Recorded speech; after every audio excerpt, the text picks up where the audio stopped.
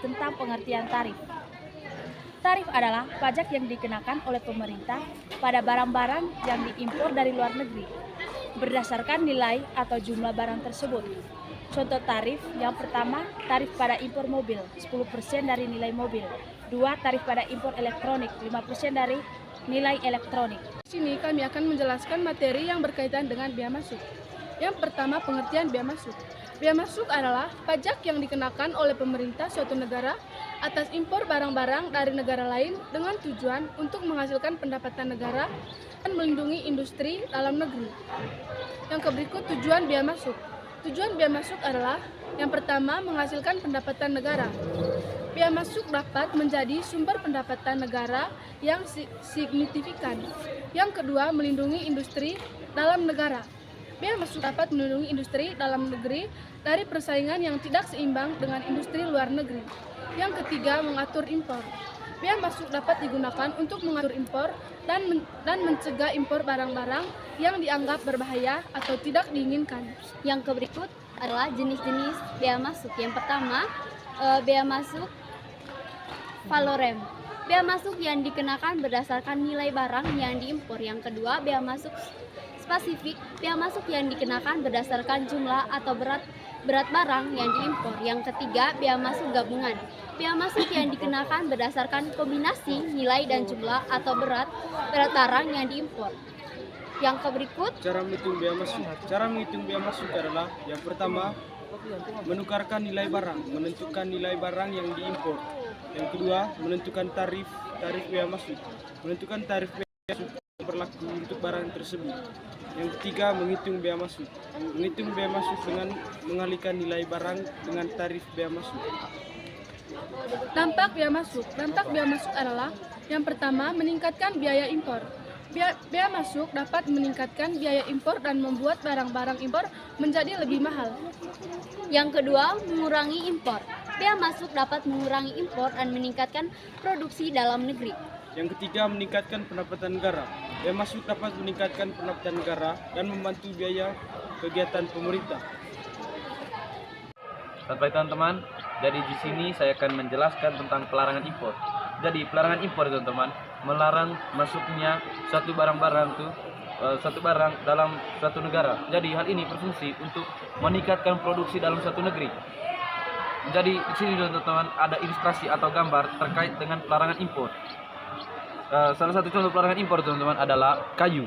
Itu. Kenapa kayu merupakan dijadikan suatu barang yang termasuk dalam pelarangan impor? Karena kekhawatiran dari pihak pemerintah terkait dengan hutan lindung atau lingkungan yang ditebang secara ilegal. Jadi sekian penjelasan dari saya terkait dengan pelarangan impor. Selamat pagi teman-teman, saya atas nama Thomas Jalan Arsyen di sini akan menjelaskan materi tentang pengertian dalam ekonomi. Kota dalam ekonomi adalah batas maksimum jumlah barang atau jasa yang dapat diproduksi, diimpor atau diekspor dalam periode tertentu. Pemerintah menerapkan kota untuk mengatur perdagangan, melindungi industri dalam negeri, mengendalikan harga, dan menjaga keseimbangan pasar. Berikut adalah ilustrasi mengenai konsep kota dalam ekonomi yang menggambarkan pembatasan perdagangan dengan simbol impor, ekspor, dan kebijakan pemerintah. Berikut ilustrasinya teman-teman. Menjelaskan tentang subsidi ekspor. Subsidi ekspor adalah sebuah bentuk bantuan keuangan yang diberikan oleh pemerintah kepada produsen atau eksportir untuk meningkatkan daya saing produk mereka di pasar internasional. Ada pula contoh subsidi ekspor. Yang pertama, subsidi ekspor beras di Indonesia. Pemerintah Indonesia memberikan subsidi kepada petani dan eksportir beras untuk meningkatkan daya saing beras Indonesia di pasar internasional. Yang kedua, subsidi ekspor tekstil di Cina. Pemerintah Cina memberikan subsidi kepada industri tekstil untuk meningkatkan daya saing produk tekstil di Cina di pasar internasional. Yang ketiga, subsidi ekspor kedelai di Amerika Serikat. Pemerintah Amerika Serikat memberikan subsidi kepada petani dan eksportir kedelai untuk meningkatkan daya saing kedelai di Amerika Serikat di pasar internasional. Menjelaskan pengertian politik dumping.